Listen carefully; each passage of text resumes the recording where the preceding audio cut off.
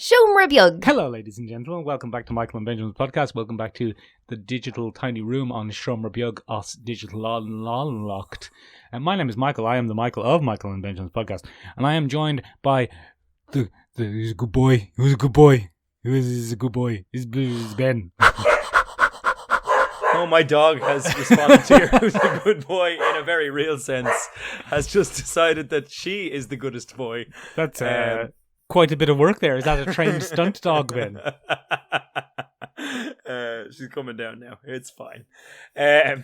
So, yes, Bowie is the goodest boy according to her. But you know who has the goodest theme tune, Michael? Not bloody us, but let's play it anyway. Theme music for the podcast. We don't actually have any theme music. Very good, very amusing. Benjamin, Yes. we forgot to talk about a tragedy last week. Yes, something of a great blow to the entertainment community. A great loss in the pop culture world. The man who put nipples on everything, Joel Schumacher, died last week, and we forgot to talk about it because it happened early in the week. Old Granddaddy Nipples himself. Yeah. The man who some people would say drove the Batman franchise into the ground, but other people would say, who cares, because everyone was cool. Everyone was very super groovy cool. Yeah, and Batman had a back credit card. I often say it, Michael, and I will say it again, but now I will use the past tense because Joel Schumacher has passed away. I am fairly certain that Joel Schumacher simply watched the 1960s series of Batman and thought that was all that had been done with the character. I am fairly certain he just said, I'm going to do whatever the hell I want and I'm going to make a Batman film that I'd enjoy. With nipples. And he put nipples on everything and everything was camp and neon and a credit card. Yeah, it was. I mean, to be honest, Ben, if they let me make a Batman film, it would be unwatchable. So, I mean, I'm not unwatchable because of the bad quality of the directing, which it will also be there, but just because it would be so niche to things I'm into that it would be very unpleasant. I don't know if anyone would get behind Transformers Batman. Oh, I bet you they bloody would. There'd be a very key amount of people that probably would. Yeah, no, that would make billions, Ben, billions. But Ben, billions. he also made some classic films. Yes, he made The Lost Boys, Michael. The Lost Boys, which we've been talking about a lot over the last couple of weeks, it keeps coming up in our dive into vampires and whatnot. And the ill-fated sequel, The Boys Who Still Can't Read Maps. It was very bad. Oh, very bad, yeah. Michael. Yeah, I get it, because they were lost. Yeah, very good, very good. Terrible joke, Michael. I'm sticking with it. Yeah. He also made Falling Down. With Michael Douglas. With Michael Douglas, yeah, where a man goes mad. And McDonald's doesn't give him the right bloody burger. Yeah, a man goes mad and becomes the villain, but people for some reason think he's the hero. One of my favourite things is at the end where he simply turns around and states that very line, I'm the bad guy? Yeah, he was the bad guy the whole time because he went mad. Yes, Michael Douglas. Yes, you are. Yes, you are, Michael Douglas. He was the original Heisenberg. He was. With the less... Well, no, I would say a lot of Heisenberg was probably based on Michael Douglas's character in Falling Down. It's a suitable portrayal of a man slowly losing his marbles. My good friend Jim Ben dressed up as Michael... What's his name?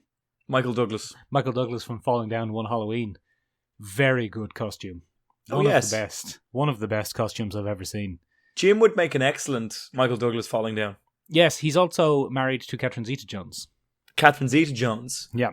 He idolizes Michael Douglas in a lot of ways. Yeah, I'm always surprised that Catherine Zeta-Jones is married to two men, both Jim and Michael Douglas. Yeah, well, she actually doesn't know because he's always dressing up as Michael Douglas, and he's like, Hi, honey, Catherine Zeta-Jones, I'm home. And she's like, oh, I thought you were in bloody Cannes. And Jim's like, no, I'm here. It's the old husband switcheroo. Yeah. It's like Sweet Valley High, but with people who don't really look alike. and one is 35 years younger than the other. But look, Ben, that's enough waffling there about Joel Schumacher. What has that got to do with Joel Schumacher? Anyway, Joel Schumacher passed away. Very sad. 2 terrible Bat movies in the can. And yet... it's all many people talk about when it comes to the Batman film franchise. So, yeah, they're remembered, aren't they, Ben? They're remembered. It got tongues wagging. Mm-hmm. He also did Phonebox with the Farrelly. He's basically responsible for the Farrelly. He did Tigerland and Phonebox. That's true. He helped to break the Farrelly into mainstream continuity. Yeah, which is, a great national service to Ireland. Is it? We wouldn't have had bloody Artemis Fowl, Ben, if it wasn't for Joel Schumacher. Well then, damn you, Joel Schumacher, to the depths of hell. No, I'm kidding. It's a tragedy. It's a tragedy. What was he, 81, Michael? Did he have a good? He was 80. He had a decent innings, Ben, as they say in the UK. He had the good innings, not the bestest innings, but the good innings. Yeah, he was fine. He did fine. Yeah, he'll be remembered, sort of. Yeah. No, he will. He will. He made good films. Santino's fire as well. I have a sneaking suspicion that eventually the two Joel Schumacher films are going to be found by the younger generations and kind of lauded, because now, Michael, they fall very much into the vaporwave aesthetic. I don't know what vaporwave is. Don't worry about it, Michael, too much. It's a silly aesthetic that's kind of been born out of Polly Pocket Barbie and the 80s. Oh, I like all of those things. Yes. It's a very strange aesthetic based primarily on turquoise and pink, and follows the kind of early video game aesthetic of things like Echo the Dolphin. It's very strange, Michael. Very strange. But I have a sneaking suspicion. There's a niggling at the back of my mind, Michael, that those two films might one day be found by Gen Zers and lauded as great things. Well, that's often what happens with the camp, isn't it? It comes back as the cool. Yes, there might be drive-in movies in a couple of years' time, similar to Rocky Horror Picture Show. Exactly. Or the film Cats. Or the film, well, hopefully not. The film of the musical theatre production Cats, I mean. Yes, not the film featuring your two cats, which you keep trying to get me to watch. Yeah, it's boring. Entirety. They're just asleep.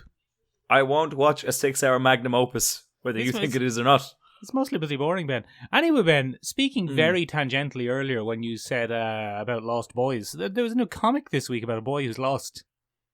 There was. Was that tangential enough for you? That was glancing relevance. That was. Yes, that was. Thank you very much. Strange. I do work hard. So, this week, Michael. Yes. You and I had a bit of a tete-a-tete. a quest. Oh, a quest. Yeah, Michael. You and I do a second podcast, Michael, called Collecting Issues. Collecting Issues. And we like to buy the comic, Michael, to support the creators. Yes. Or just the comic book industry in general, Ben. Very recently, yes, comic book artist Declan Shalvey, an Irishman, a Dubliner no less, a classic Irishman, I suppose, has released in 2020 a comic book called Bog Bodies with a man called Gavin Fullerton. It's an Irish comic. It's set in the Ireland. It is indeed. It's the most Irish comic I've read in 2020. And we couldn't find it, Michael. Well, Ben, we are in a weird post-COVID world. Michael, we couldn't find it. We couldn't really find the thing. But guess what, Ben? We went into town and went out of town, and not a copy was there to be found. Luckily, my good lady friend found some for us. Because she's one of the best eggs. One of the best eggs. One of the best eggs. Benjamin, we're going to talk about it a lot more in depth in our other podcast, Collecting Issues, which is available on all good podcast bloody sites. But it is the most Irish thing that has ever been committed to paper. I think so. I'm only going to talk about, and I talked about this, Ben, on our other podcast, Collecting Issues, but I'm only going to mention this very briefly because no spoilers here for it. But the first page, Ben, it's like it's a mission statement that this is set in Ireland. You could not make a more Irish saying. Tonight on the 6-1 News. Tonight on the 6-1 News, a young lady called Niamh from Tala has gone missing in the Dublin mountains. She was working in Pennies on O'Connell Street. Like, what else do you want? She was carrying a shillelagh and playing the bodhrán. But that's the thing. There's no shillelaghs in It somehow bodhrán. manages to avoid the shillelagh bodhrán paddywhackery that we normally see. Probably because it's written by an Irishman. A proper Irishman, I suppose. What I didn't realise, Michael, when we purchased this is Declan Shalvey's not the artist. He's the writer. He's the writer. Gavin Fullerton is the artist. Who's that? Gavin Fullerton is an art. But Michael, very interestingly, I was going through the credits at the end. It's quite an illustrious cast of who's in the comic book industry. Clayton Cowell is quite a famous letterer. Oh. And Michael, you and I did an episode on bloody Comicsgate. And we did. I remember. Who's the editor on Bog Bodies? I don't know. Heather Antos. That lady you were talking about. The very lady who got an all internet bullying. Oh, that's interesting, isn't it? She is the editor. What I found also interesting about this, Michael, is it's an Image Comics production. Yeah. But it's co-sponsored by Big Bang Comics here in Dublin. Oh, that's mad. Yeah. What they a have good their What a good publishing title relationship on they the must back. have. Yeah. Yes, what an excellent relationship they must have. Isn't that very interesting, Michael? Which leads me to say, Big Bang Comics, hire myself and Michael, and we'll write a weird comic book for you. Oh, If it'll be you're terrible. into It'll be real super bad. Irish things, let's do it. Yeah, it'll Bloody... be... And there will be like a leather-clad evil sexy lady. That's all, Whether it's appropriate or not. Whether it's appropriate or not. To hell with it, Michael. Yeah. We'll write the comic we've always wanted to read. Exactly, yeah. Benjamin. Yeah. We're going to talk about that more in our podcast, Collecting Issues on Wednesday, out on Wednesday. I said we're going to, Ben. We already have. But it's confusing because we released this first but recorded second. I know. It's just to keep the listeners guessing. Keep them guessing. Keep the listeners guessing. Benjamin. Yes. What else are we talking about? We're also talking about... I've lost my notes. I can't do a segue because I don't know what's next. What's next? Tell me what's next and I'll do a segue. Speaking of Image Comics, Michael. Yes? Oh, yeah, good. There was a trailer drop this week for a new Netflix film coming out on July 10th, Michael. Film or TV serial? It's a film. It's a film. A film, yeah. A film. It's starring Miss Charlize Theron. Oh, I've heard of her. Atomic Blonde. And other gang. Yeah. And Michael, it's called The Old Guard, and The Old Guard is based on a comic book by Mr. Greg Rucka. What is that about, Ben? Why don't you tell me? The Old Guard is a very bizarre concept, Michael. Soldiers, battles have been fought, Michael, across the centuries by us. We're an awful pack of lads, and everybody dies, and there's a lot of bloodshed and swinging of swords, and then we upgrade the swords to bloody long spears, and then we have a couple of long spears lobbed in there as well, and then we upgrade again to crossbows, and then crossbows upgrade into muskets, and, you know, war rages on, Michael. Oh, good. Never-ending battle. And I think people die in their droves. What's happened there, Ben, is you have described the advancement of human society as though it were upgrades in a video game. Yes. They did it all in one afternoon. Yeah, good. You kill 6 people, you gain enough points, and then you can upgrade your weapon. That's how war works, Michael. Yeah. I've been playing a lot of Warcraft, so that speaks to me on a level, on a special level. Anyway, Michael, what if the soldiers didn't die? Well, then there'd be no more wars. Probably not. But what if it was only a select group of soldiers, say 1 in a million, that didn't die? Oh, like Wolverine. Yes, a little bit like that. Exactly, Michael. That's a very good way of putting it. That's exactly what the Old Guard's about. It's about a group of soldiers who never die, and they kind of find each other across the centuries and band into a little team of mercenaries. They can't seem to die, Michael. Right. Except Michael. They live in fear of death on occasion because, Michael, Yes. at a certain point, Yes. they simply don't get up again. Oh. So it seems like they do have a finite amount of deaths available to them. Right, how but many? Nobody knows what it is. Oh. It's an invisible counter, Michael, and that's what makes things interesting. So they don't want to die. They don't just recklessly go in knowing they'll definitely survive everything. Wait, see, that's the thing, Michael. Some of them do. Some of them do, and some of them don't. They have different It depends. characters. They have different characters. Michael, I have read this comic. Yes. It's rather good. Oh. It's bizarrely okay. Now, Michael, Hold on a second. You've taken a pretty big step back from it's rather good to it's bizarrely okay. I meant them in the same sense. I'm just not monitoring my words carefully enough. all It's right good. then. Okay. I'm going to stand by it, Michael, and say it's good. Okay. The characters are well written. They're Yeah. enjoyable to read. Yeah. The action is very good. Yeah. Is the plot device and thing original? No. Right. No, not really. It's nothing we haven't seen before, but it's a fun read, Michael. It's a little comic. It now has its sequel that was released in 2020, simply because it's been made into a bloody Netflix The New movie, Guard.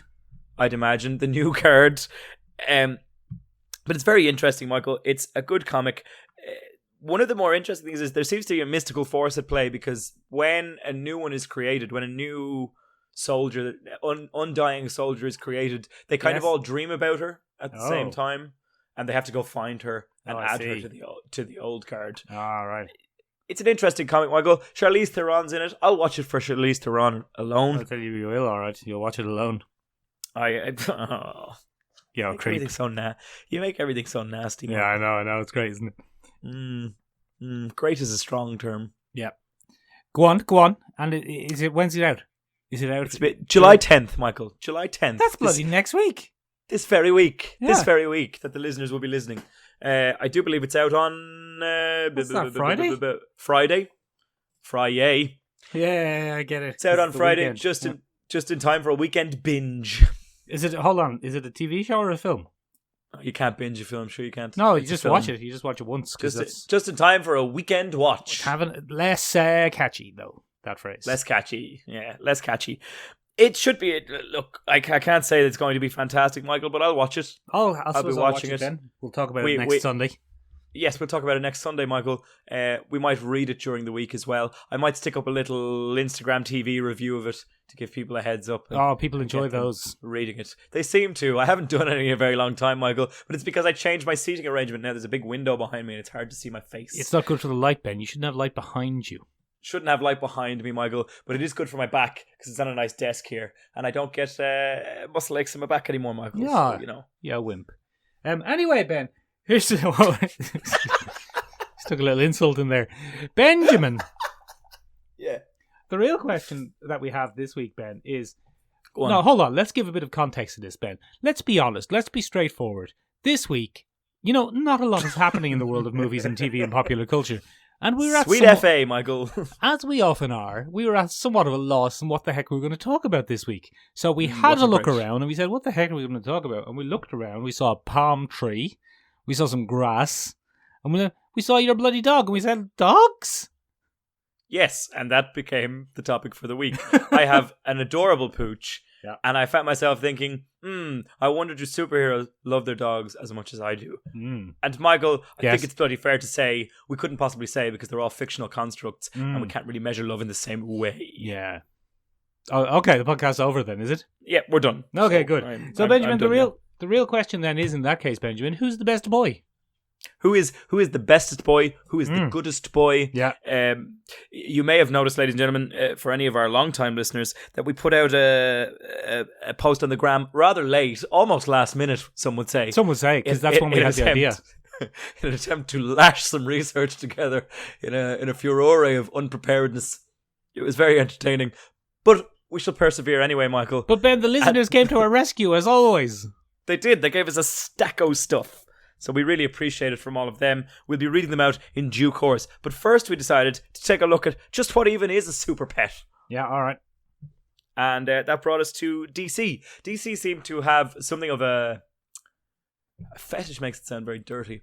They've cornered the market on super pets. They've cornered the market on super pets. You've such a lovely way with words, Michael. I know nearly all the words. The John Keats of podcasting. Oh, yeah. Just a real lyrical bent to you. I'm the William Butler Yeats of podcasting. Yep, except he doesn't creep after his bloody long-lost love's daughters. Oh, what a creep. I forgot about that. I'm the Jack Yates of podcasting. There we go. Bloody big dollops of paint on a canvas. Yeah. Let's take a look then at probably one of the most famous super pets of all time, Michael, and that would be the Krypto. Francis Bacon of podcasting. Yes, big bloody creepy images in your entire studio being preserved in the Dublin Museum. No, the other Francis Bacon, the English one. Oh, okay. Do you think they'll do that with the tiny room at some point? Yeah. They'll just preserve the whole thing and move it into a museum. Yeah, I think so. I think that'll probably happen. Yeah. That'll definitely happen. Yeah. When we're the first podcast to reach 1 billion listeners. Oh, I don't know. I reckon Joe Rogan probably has 1 billion listeners. Yeah, but he's an awful dickbag, isn't he? Well, there goes our listeners. Right, anyway, Ben, what were you saying there before we got distracted? Krypto the Superdog. Was as far as we got. So, Michael, cast your mind back to the early days of Superman. Right. And, Michael, you're running out of ideas for adult Superman. It's a bit of old hat. So, what do we do, Michael? We come up with a series and we call it Superboy. Oh, right. The Adventures of a Young Superman. Mm-hmm. And this is... I would call it proto-Silver Age kind of comic bookery because it's just bloody mental. Mad shit going on all the time. There's a lot of mad shit going on. There's time traveling. The Legion of Superheroes is introduced from the 31st century. It depends really on what's happening in 1 week. 1 week you might have a radioactive chimpanzee have a go with Superboy. Yeah. Another week, Pa's cornfield has come alive thanks to alien tech. Oh, nuts. I'm going to have to deal with that. Then other times it's a very tame threat like, oh no, my Pa's store is being robbed, but I can't save him because I'd have to change into Superboy and that would reveal my identity. Oh no, a tornado is killing my dad, but I can't save him because that will reveal my identity. And then, Michael, one of the other weird things that happens is bloody weird experiments on animals by Jor-El, father of Kal-El, who decided to test the alien space technology that sent his son to Earth on a dog before he did. Oh. And that is the original origin of Krypto the Superdog. So wait, he's a Kryptonian dog. He's a Kryptonian dog, Michael. So Hence Krypton has Krypto. dogs. Krypton has dogs. Wait, why is Kryptonian society just exactly the same as your Earth society, but superheroes? The only time that's ever been attempted to be explained, Michael, is in Mark Miller's Red Son. Yes, where it turns out that they're weird, timey-wimey, twisty, bloody humans. Yeah, exactly. If you want to read more about that, you can check out our collecting issues on that very, very comic book. Yeah, that's a good comic. It's a great comic. Great comic. Anywho. Yes. That's exactly what happened, Michael. Jor-El, being a man of science, Mm-hmm. said, well, I'm not going to go bloody stick my son in a rocket now, am I? No, that would be unconstitutional. It's not the word I was looking for. It would be immoral. Michael. That's the word I was looking immoral. for. Yeah. Not the one I said. Very patriotic of you for the wrong country there, Michael. Yeah. No, we have a constitution as well. But we don't really listen to it at all, do we? Oh, bloody hell. There goes some more listeners. The aim is to get down to 0 by the end of the podcast, Michael. Oh, very good. I think we're we're well with on our all way. this by the end of COVID. Corona, whatever you want to call it. Anyway, Krypto the Superdog was the original test pilot for the technology that would later send a young Kal-El to planet Earth. Right. There's a very funny panel in his initial debut in 1955, Michael, where Jor-El goes, "Darling, I need the dog." And Kal-El's mother says, "Oh, but the dog loves the boy and the boy loves the dog. You can't have." Well, it's either him or the boy in the rocket with no proofing. And she's like, "Right, take the dog." Off he goes. And they give the dog away and they chuck him. Now, Michael, you might ask yourself, if Krypto went first, why didn't he land on planet Earth first? Well, and where Michael, was Kara? Where was Kara Zor-El, or whatever her name is? Was she launched second, but she arrived first due to timey-wimey stuff? No, she was launched first and arrived second due to timey-wimey stuff. Oh, okay. The timey-wimey stuff, Michael, was often an ill-fated comet that would knock the thing off its trajectory. Yeah. And send it spiraling off course. And Michael, that's exactly what happened to poor old Krypto the Wonder Dog. Right. Krypto the Wonder Dog got an old comet. It knocked him off course until Superboy landed on planet Earth. His little ship sent out a beacon to the other little ship, and it was able to course correct and find Kal-El. That's how they ended up on the same. It wasn't just cosmic coincidence. It wasn't just cosmic coincidence, Michael. It was a bloody cosmic coincidence comet. Oh, good. Okay. In the opposite direction. The issue is kind of bizarre, Michael. Of course it is. It's from the 50s. Yeah, a dog catcher catches Krypto. Right. Krypto bursts out of the side of the dog catcher's thing. What was having the powers? Like Kryptonians, he is irradiated by the yellow sun and given phenomenal power. That seems dangerous on the dog. Superboy helps the dog catcher to put the dogs back in, says, it's weird that one white dog managed to burst out of the side of the thing, but oh no, I'm going to be late for my shift at Pa's shop. So he leaves the dog catcher to it and heads on out. The shop that Pa Kent then owns is held up at gunpoint. Classic. And Superman has that very dilemma where he goes, I'm Superboy, but I can't change into my clothes because then those bad guys will know who I am. Right. He waits for them to go outside, but when he goes outside, Michael, who's there but the bloody white dog again, holding them up. And Uek, he's bloody bulletproof because the robbers tried to shoot the dog. They tried to shoot the dog. They tried to shoot the dog, but it's okay, Michael, because he's bloody bulletproof. That's how you know they're bad eggs. Yeah, you can't shoot that dog, Michael. No. Well, it depends. We'll get to that later.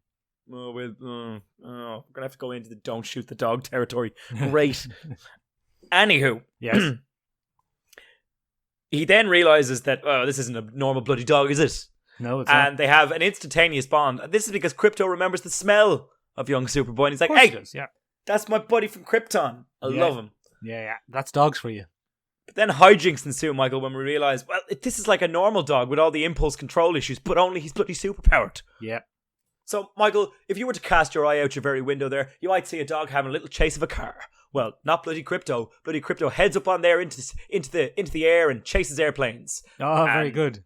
What's worse is he bloody catches them and rips wings off, making Superboy have to bloody land planes. That seems dangerous. It's not great. Well, you might cast your eye into my kitchen there, Michael, on occasion and see that my dog has rooted her way into an unattended shopping bag. Just found a bit of food. Well, bloody Krypto breaks his way into bloody giant grain silos and has a munch of that. Very poorly trained. Terrible. Very poorly trained, not unlike my own dog, Michael. Very poorly trained. Most of our time is spent loving the dog, not training it. So, classic. he then finds Krypto's ship, reads a handy letter that his father wrote about the dog, saying, "Hey, this is my son's pet dog. I needed a test subject. Don't judge me. I'm trying to save my son." And he realizes, this is my dog from the Earth. But Michael, as you may have guessed, Yes. this is a big old kind of MacGuffin, and it's a difficult kind of creature to write into stories from now on. Yeah, just it's get rid of him. Superdog. So what does he do? Get He rid lets of him him. go off into space. You know the way dogs sometimes run away, Michael? Yeah. So does Krypto. But Krypto runs off into space. He goes back to the farm. In the sky. The big farm in the sky. Except in this case, it's literal. Yeah, exactly. It's a big space farm. Space farm. Well, that could be the comic that we pitched to Image Comics. Space Farm. Space Farm. Oh, yeah, Space okay, Farm. I'm on board. Yeah, it's got a few things that we'd like. We'll do a pitch episode for that in the coming weeks, ladies and gentlemen. Oh, no. But that's Krypto the Superdog. I think we should. I think that'd be a great episode. God.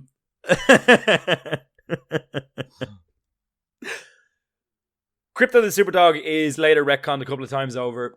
He has to be, doesn't he? Because it's Brought back bonkers. again. Yeah, he's absolutely bonkers. So he ends up being a kind of an alien experiment, and then he's a Lex Luthor experiment.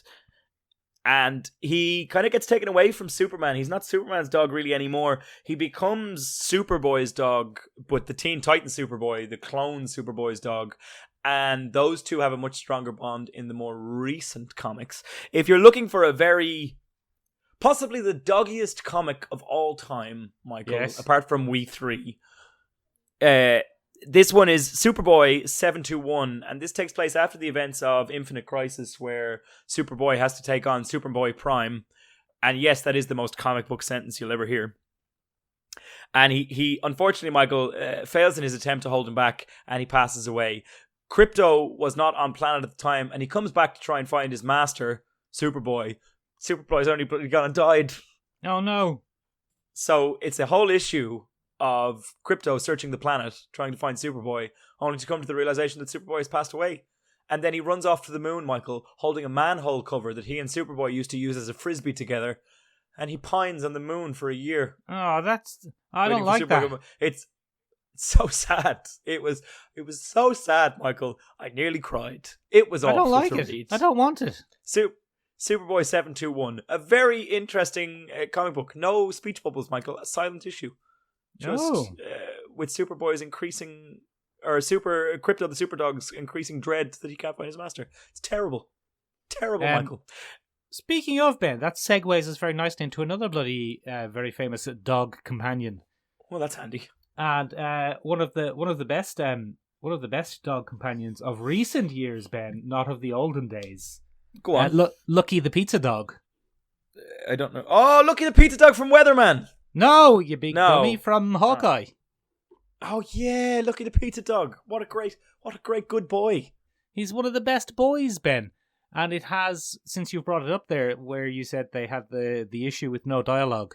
It's it's from Hawkeye, the 2014 series, Ben. Is that what we're talking about? I think so. You can also find that in our Collecting Issues archive. Was that bloody well Matt Fraction? Yes, it was bloody I think it was bloody well. And it has a very experimental dog issue, Ben. Dog episode. It does. Super experimental. Matt Fraction attempts to answer the question, just what are they thinking about? Exactly, and he does it without. My favorite thing about it is that in the issue, whenever the dog hears a word he knows, we can see it, but the rest is gibberish. Yes, he doesn't have any clue what we're saying. And Michael, that is definitely how dogs view the world. It's a fact. It's a very good episode.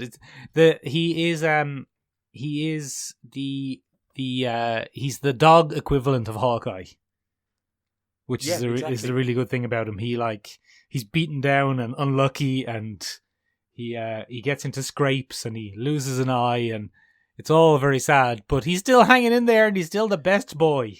He is the Marvel Comics equivalent of a motivational poster in your boss's office. Yeah, Hang in there, baby. Yeah. He's very good, and he's one of the best dogs. One of the best dogs. Such an enjoyable character, Michael. Such wonderful things going on with him. It reminds me of another dog, Michael. Yes, go on. Reminds me of another dog. Bloody Ace from the Batman series. Now, Ace has an even more convoluted kind of history than Krypto, the Superdog. Ace the Bat Hound came out in 1955 as well, because that was what DC was doing. They were like, it's all about dogs. Everyone has a dog.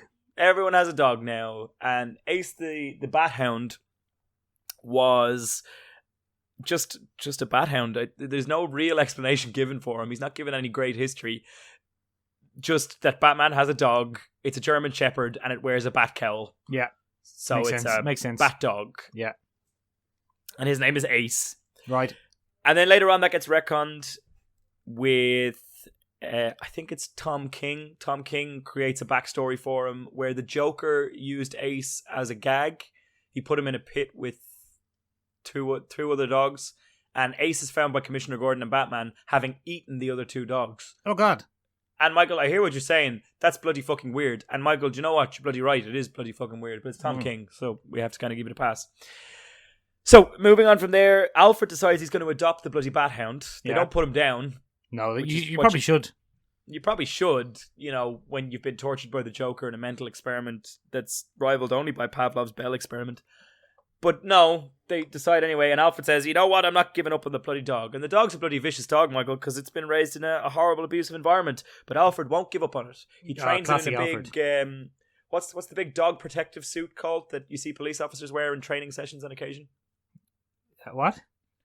The big suit they wear so the dog can attack them, but they don't actually feel a dog attack suit? Yeah, let's call it that, sure. We'll call it a DAS, a dog attack suit.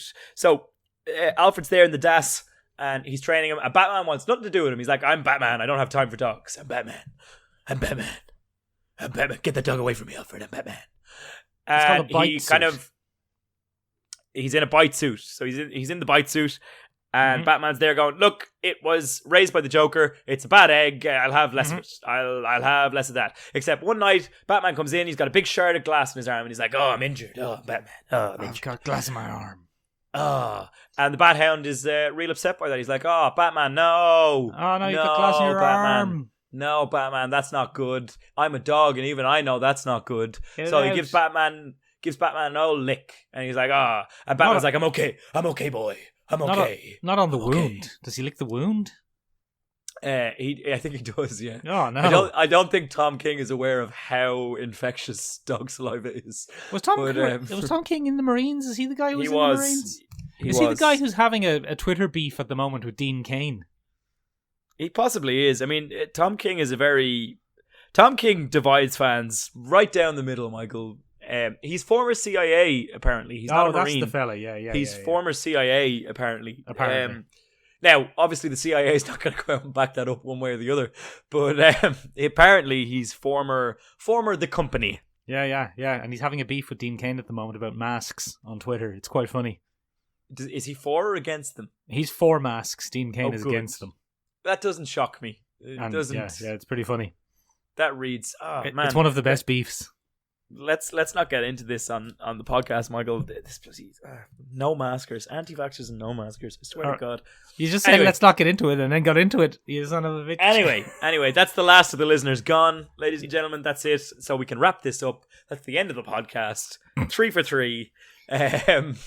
Anyway, you're talking about Ace, but nobody really pays that much attention to Ace the Bat Hound in the comics. He is far more popular from a different thing and in a different version. In Batman Beyond, old Bruce Wayne has a huge black Alsatian that he calls Ace. Ben, is this the one that Irish Fascination of 777 recommended? Yeah.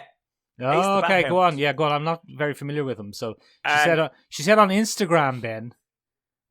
Go on. Hold on, I can't see the replies. She said something like, anyone remember me was the best. He was the best. That's right. Go on. You go on. So, in this particular case, Batman, the original Batman, Bruce Wayne, old man Wayne, if you will, has a faithful dog, and he doesn't get on with Terry McGinnis. He's like, oh, I don't know about you. And Terry McGinnis is like, oh, I don't know about you either. And it's a whole thing. But then there's a dog fighting episode, Michael, where people in the future are injecting dogs with weird chemical compounds and making them fight each other. It's real bad. It's real grim stuff. But anyway, this Ace the Bat Hound is kind of more beloved because he constantly looks after old man Bruce. He's a real good boy. and plays a central role anytime someone tries to invade the cave. Ace is there going, "Oh, I don't bloody like you." And then, Michael, Yeah. later on, Bruce Timm was clearly obsessed with this character because later on we found out why he's named Ace. We are finally given a reason for being named Ace. And Michael, it's one of the saddest Batman tales of all. Oh, no. If you romp around the Batstagram and find Batman memes and whatnot, you will find people that laud a certain episode of the Justice League Unlimited series fittingly called Ace. Go on. And it's an episode where there's a gang of villains in the DC universe called the Royal Flush Gang. I know them. They dress up as playing cards. They dress up as playing cards, and one of the central conceits of the Justice League Unlimited universe is Cadmus, and Cadmus is a shady government facility that experiments on people with powers. Yeah, evil shield. Metahumans. Evil shield. Yeah, that's a good way of looking at it. Perfect way of looking at it. In fact, Michael, well played. Thank you. I've seen films. You have seen films. You've seen quite a few. Almost all. Within this, Cadmus, no, how you really know they're bad is they sometimes experiment on children, Michael. Boo. Oh, no, that's Boo. even worse. Can't be doing that. The only thing that would be worse than that, Ben, is if it's experimenting on dogs. Yeah, and they do that sometimes too, but we'll get to Oh, that I later. knew it. Bad eggs, bad looks, boldies. Anyway, Ace is a child that has reality warping powers, and they do a big bloody bunch of experiments on her. She's a real weird little kid. But anyway, it turns out that all these experiments are slowly killing her, and she's dying. And we find this out at the end of the episode. And basically, when she dies, everything will explode. Everything she's created kind of goes boom. Oh, no. With her. And Amanda Waller's there, and she's like, we have to get rid of that kid, Batman. You know what you have to do. Use this device to get rid of him. And Batman's like, I'll do it. And he goes in, and Ace kind of trusts Batman because Batman's tried to help her before. And she can read his mind, so she lets him in. And it turns out that she plans to die quietly and not make everything go boom. But she's very, very scared, and she asks Batman to hold her hand. And Batman does it. They sit on a swing together until Ace passes away.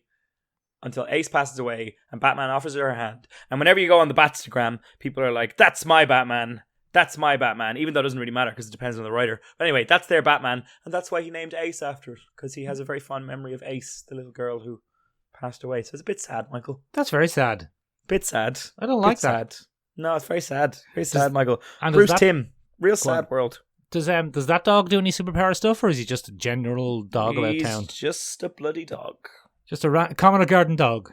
Well, he's one of those kind of you can't take the fight out of the dog kind of thing. You can take the dog out of the fight, but you can't take the fight out of the dog kind of dog. He's a real scrappy dog, but he's also a big bloody dog. Grant Morrison is clearly in love with him as well because he introduced a dog for Damian Wayne called Titus, and it looks exactly like the dog from Batman Beyond. So clearly Grant Morrison has a little shine for him as well. It can't be the same dog though, Ben, because it's many years apart. Many, many, many years apart. It's not the same dog, but it is physically in appearance very, very similar. A very similar dog. Benjamin. Very similar dog. Yes. Now, you said earlier that I've seen films, and I said I've seen most of the films. Yeah. What I meant was not I've seen almost every film, but I've seen most of every film. Yeah, you watch about a good solid 3/4 of most. 3/4, yeah, 3/4. Sometimes I watch it on sped up because we've decided at the last moment to talk about a topic on the podcast. And I have very limited time to bloody do a bit of research, Ben. So speaking of Ben, I have seen most of the film Cujo. Oh God! And I tell you what, Ben, a lot of people, Cujo put them off dogs. They don't want to go near Cujos. Yeah, but Cujos don't happen, Michael. On the old internet, Ben, bloody Relentlessly Rachel, the original glop of podcasting. OG glop. Yeah. Well, actually, yeah. Well, she mentioned Cujo, and you said he's not the goodest boy; he's the worst boy. He's a real boldy. He's a real bad egg. He's a real bad egg. And Ben, I'm gonna borrow a phrase from the American South here, not like the stereotypical American South, just the way people talk in the South of America. And I'm going to say, I'm here to tell you, Ben, that that's not really fair. Go on. Because Benjamin, in the movie Cujo and the book Cujo, Cujo's a Saint Bernard, as we say, or a Saint Bernard, as the Americans say. Very good. And those dogs, Ben, they're big, fluffy boys. They're big, fluffy, good boys. Yeah, they're some of the best boys. They'll bring you a thing of whiskey in a little barrel. That's pretty much why I have Bowie. She can't quite lift the barrel yet. Yeah, they'll rescue you in the mountains. They'll lie on you with their big, fluffy bodies. Keep you all warm and cozy. Yeah, they will be named after a composer and bring devastation to John Ritter's house. Ah, classic. Was John Ritter in Beethoven? I don't know. I'll have a look for you now. Was John Ritter in Problem Child? Is that the keep same having- guy? It's the same character. I don't know if it's John Ritter. It's Beleaguered Dad. Beleaguered Dad is the character. It's everywhere. Yeah, John Ritter played Beleaguered Dad in every 80s film. But anyway, Benjamin, Cujo is a Saint Bernard, or a Saint Bernard, Yes. as we say. And they're just big, fluffy good boys. And in the bloody film and in the book, Ben, Cujo is initially a big, fluffy good boy. Charles Grodin is the beleaguered father in Beethoven. Beethoven, okay. And who's the good... So, John Ritter was the beleaguered father in Problem Child. I will find out for you now. A.K.A. Human Beethoven. Now we have to talk about the film Problem Child just so we can keep calling it Human Beethoven. So anyway, Ben, in both the book and the film, Cujo is a big, friendly, good boy, and he chases a rabbit. And a bloody rabbit. And the rabbit goes down a hole, Ben. And what's in the hole, Ben? Because remember, it's America. The Bats devil? with rabies. Oh, okay. I thought it was the devil. And they bite him on the nose, Ben. And he gets no. rabies. He's just rabid. He's the tragic victim of the story.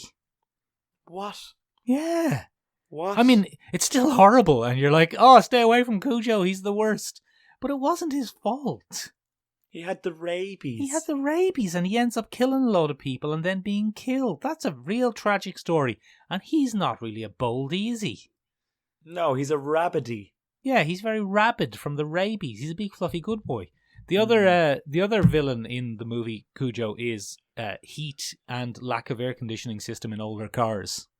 Oh, I think that's the villain in a lot of real life scenarios as well. Yeah, that's what really gets people. The dog is more of a hindrance than anything else. So I watched most of Cujo, Ben. One thing you have to say for it is the dog acting is very good in it. Good dog acting. Very good dog acting. I read a lot of the behind the scenes stuff, and it's bonkers. Apparently, in classic 80s fashion, because this is from 83, I think, not a lot of notes were kept because people didn't realize in the future film fans would want to dissect every moment of the production of every film.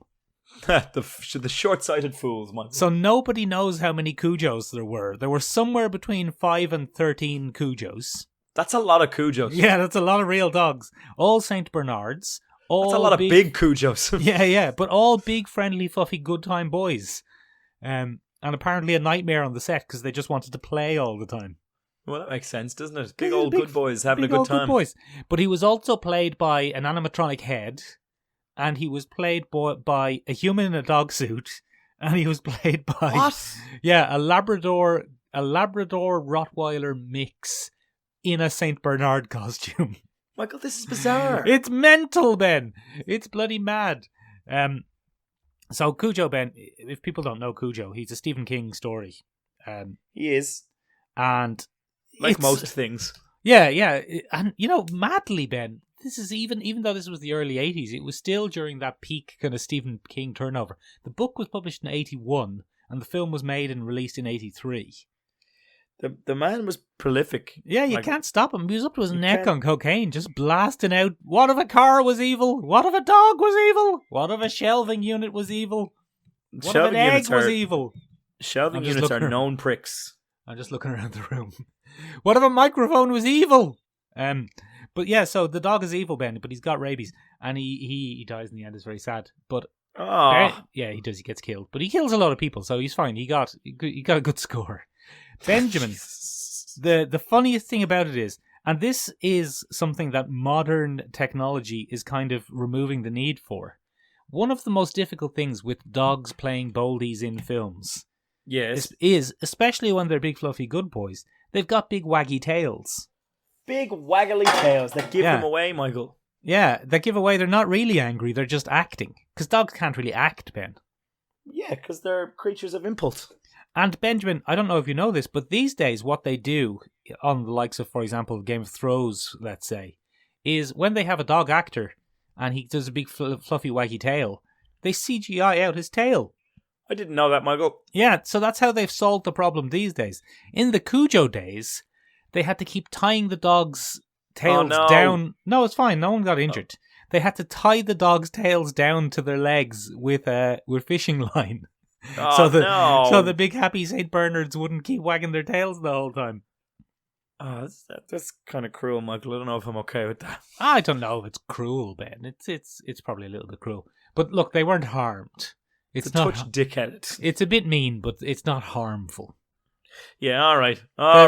The big St. Bernards were still having a great time, so it's fine. They had a great time. They were still the bestest boys. But anyway, yeah, they're still the bestest boys. What I'm saying, Ben, is Cujo, he's definitely not the best boy, but it's not his fault. He was a victim of the rabbies. Yeah, no good. Good. Michael, do you want to read out some of the listeners' other suggestions there? Because we got quite a few. Massive thank you to anyone who submitted to us this week. We really appreciate it. Are we wrapping up here, Ben, or do you have another one? Well, I looked into the super friends in general, super pets in general, which is just bloody bizarre. But it got me thinking about different types of pets and how we define a pet. Because one sneaky bloody Instagram contributor, 9 Wassies, said that Robin the Boy Wonder was a pet. How dare he? I see what he's done there. How dare he? He got me good. But it did get me thinking about how we classify a pet. Because if you look at the Disney World, Disney World kind of obsesses over a pet companion or an animal companion or something exhibiting animal-like traits to be a companion. Like Lilo. The one that jumps to... Like Lilo. Or Stitch. From Lilo and Stitch. Which one is Lilo? Is Lilo he's the girl Stitch. or no, the he's monster? Stitch. Lilo's the girl. Stitch is the little creature. Okay. But what really got me thinking of was the magic carpet from Aladdin is a Oh. very interesting example of how you would define a pet. And that got me thinking even more, Michael, because sometimes when we watch bloody sci-fi things, you have maybe a robot that doesn't say a lot, but is a very good companion to the main character. Boop, boop, boop, boop, boop, like R2D2. Well, the bloody R2D2. You're saying which is a robot dog by any other name. he's essentially a pet. He's essentially a pet. I see what you're saying. And that got me thinking, Michael, like, is Baby Yoda a pet? No, he's a sentient being. Are you sure? Yeah, he's a sentient being. He's a baby. Is any he eats baby Frog's a pet? whole. He eats Frog's whole. I think certain people think they are, probably, yeah. Probably a large reason. A couple of societal problems there, but anyway. But yeah, go on, read out the list there, Michael. Right, I have that open here, Ben. Bloody Sean Bug, that's us. Brian from Brian Regan Action Figure Reviews. I don't know if you know him, Ben. I was on it a couple of weeks ago, so you better watch it. Bloody good episode. Have watched it. Yeah. Nice try to catch me out there again. I didn't, yeah, but you better watch it again. Get those views up. I want to win. Get those views up. I want to win. What Brian said is Gizmo. Gizmo from the Gremlins. Now, Michael, would that not be very similar to a Baby Yoda? I mean, there's a good argument to be made there. I would say he's a sentient creature and probably shouldn't be kept as a pet. He's very cute, though. My first dog was called Gizmo. Aww. No, because everybody's dog was called Gizmo in the 80s, Ben. Well, it makes sense, doesn't it? An adorable little... Because he's got the little squiggly icon. wiggly eyes and the big footy ears, you know? I mean, it makes sense. He looks a lot like Baby Yoda, actually. He does look a lot like Baby Yoda. Perhaps we'll investigate that in a later episode. Yeah. And find absolutely nothing, because it's not that interesting. Jaden Candem said Six Shot, Ben. Six Shot's a transformer who turns into various animals. Oh, wait, no, hang on. He said the puppet, and I couldn't find a puppet called Six Shot. I think he's joking. Oh, good. Okay. He's doing a joke. Enough. Yeah, he's doing a bit. Doing a bit. Relentlessly Rachel, Ben, who's the original Glop, the glamorous lady of podcasting, Ben. She's Glop. Church from Pet Cemetery, who's another spooky Stephen King evil animal. He's the spooky bloody little cat. Yeah, he's spooky. I don't like him. He comes back. Ben, he's the innocent victim again. No, he's a Wendigo revenant. He's not innocent once he's brought back. Yeah, well, I mean, he was innocent when he died. Poor little fella. Well, they're all innocent when they die, Michael. Actually, and Cujo and Mojo Jojo. Rachel's just chosen evil ones. Yeah, but Mojo Jojo is a very sympathetic character, Michael. Mojo Jojo might have been my favourite suggestion on this list, purely for the reason that he was the goodest boy, and he still got experimented on by his dickhead dad. Yeah, people leave those good boys alone. Like, Mojo Jojo just wanted to be loved. Yeah. And then he got bloody abandoned by Professor X. Is that his name? No, it's just the Professor in Powerpuff Girls, isn't it? I can't remember. Professor X is Patrick Stewart, remember? Gee. Yeah, but I think... Oh, no, it's Chemical X. It's the Professor using Chemical X. There we go. Anyway, he was part of the early experiments that he did, and he bloody made him into a big evil thing. Because what did he do? He took a bloody innocent baby chimp. He experimented on him, gave him sentience, and let me tell you, Yeah. as someone who's lived with sentience for 29 bloody years, Yeah. I've had enough. Bloody if sick I of had it. had a choice, and if I had been unsentient at one point and then had it thrust upon me, Yeah, well, Oh. Ben, I'm sorry. I shouldn't have performed those experiments on you. no, but Michael wanted a podcast. Michael wanted a co-host. Very good. Here we are. We've created a bloody new situation, Ben, where it's a joke that you are a sentient homunculus that I've created for podcasting. Benjamin, Yes. I Sorry, have to there's say a fire alarm going off in the background of my thing. Give me a second. No, can't hear it. You spent. Can't hear it. Can't hear it unless it's your fire alarm. It's fine. Okay, go on. What was I saying? Benjamin, we had some feedback from last episode, and people really loved the Michael McRide character I created. So I think we'll bring him back more regularly. Wait, which one was the? Oh, hello, it's me, and I'm back in here. Yeah. Puppin Riker, Ben, who's your arch nemesis, famously. Yes, and my arch nemesis. he's a beloved dogs man, as you can tell, because his Instagram Big man is for dogs. Yeah. He said, "Oi" in Stephen King's Gunslinger series. I'm not familiar with him. He must be some sort of dog. I'm not familiar with him at all. Cringer in He-Man. What a coward! But then he becomes Battle Cat. He becomes battle ready battle cat. Yeah. And my personal favorite from his list is Brad Pitt's dog from Once Upon a Time in Hollywood. Which is the best depiction of a dog on screen. That is the dog every dog owner dreams of having. Well, I mean, it's a bit murderous. But only when it's told to be. Yes. Only when it's told to be. And that's the most important part. The dog's name Only murderers. The dog's name in Once Upon a Time in Hollywood is Brandy. Brandy. She's a fine girl. Yeah. What a good wife she would be. Very I'm good, kidding, yeah. it's a dog. But, yeah. Can't marry But my dogs. life, I love my ladies. The sea is often the problem. Yes. Kurt Russell. Yeah. That's it, I think, from the list. So that's on Insta anyway. It was a great list. It's a good list. One of my favourite dogs, Ben, in popular culture is John Wick's dog. Ah, what a good boy. Yeah, well, not long for this world, Ben. But It depends on which one. Well, I was talking about the first one, the one that. Okay, that poor dog. In the first film, Ben, very quick recap: John Wick's wife dies, and he's very sad. He can't go on, and then she reveals that she bought him a puppy to be delivered to him posthumously, and he treasures the puppy, Ben. And then the Russian gangsters show up and they kill his dog. More importantly, the Russian gangsters' sons. Yeah, and they show up, Ben, and they kill his dog. And there's anything you can do, Ben. In movie and films, you can kill a man, you can kill his wife and family. You want to watch a science fiction, you can blow up a man's whole planet and civilization, and he's the last survivor of his race. But that's all very, very, very vague. No, not vague. It's all very hard to process and distant for human beings. But if you kill a man's dog, oh, he's going to get you. Oh, heck. He's going to spend 3 films coming after you, and he's going to get you. He's going to wipe out your entire organisation based on a pup. Yeah, and rightly so. Rightly so. Never has there been a greater justification for a mass murder than the John Wick film when they come into his house It and is kill his very little dog. easy to justify his actions simply by saying, well, look, they killed his dog. They came into his house and they killed his little dog. Yeah. And, just by the by, it reminded him of his dead wife, but that was much less important than it was a little cute dog. Yeah, it's an adorable little pupper. Cute little dog, leave him alone. Leave him alone. Don't be going killing dogs. No, John Wick will come after you. Yeah, he'll bloody get you. Yeah. With a chop. He'll do a chop, he'll do a kick, he'll do a jiu-jitsu and then shoot you in the head. And a trigger squeezing. Yeah, he's no messing. No messing, no muss, no fuss. Michael, I think that brings us to the end of this wonderfully doggy-themed episode. Yes, we've done dogs. We didn't touch on cats. We might have to do another episode. Yeah, well, that's will we? You know how I feel. You know how I feel about cats, Michael. You know how I feel about cats.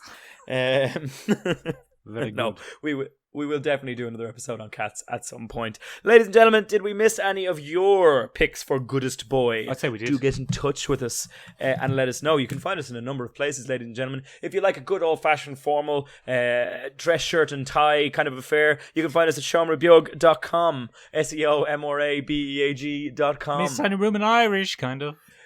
If you're more of a casual rave and pills kind of guy, you can find us on the gram at Seomrabeag, SEOMRABEAG. Raven pills. That's what you think of Instagram. The people on Instagram are at raves and taking pills. It's pictures of people's lunch, Ben. Michael, if you think anything I say in the wrap-up is a reality. You're wrong. Ladies and gentlemen, you can get in touch with us in those two places. If you're listening to us on Spotify, please give us now a follow and do share this on your Instagram story for all your pals to listen to. But only if you think they'd like us. Yeah, only if they want moving dogs. on from there. Actually, you know what? Even if they don't like us, Yeah, just give send the it listens them, in let them anyway, make up their own minds. Yeah. If you're listening to us on Apple Podcasts, a review would be most welcome and most helpful. We'd really, really appreciate it. If you're listening to us on YouTube, give us now subscribe and hit that like button, Yeah, baby. Hi, Clive. Hi, Clive, and also Nisha, Hi, if you're Clive still and Nisha. listening. And if you have any ideas for anything you'd like to hear coming up, you can get in touch with us in all those places and let us bloody know. Yeah, please do, because we clearly don't have any ideas. We're talking about dogs Yeah. this week. It was almost alien palm trees for half a second, but we managed to dodge that bullet. All right, ladies and gentlemen, that's it. Bye-bye. I'll see you next week. Oh, woof, woof, woof.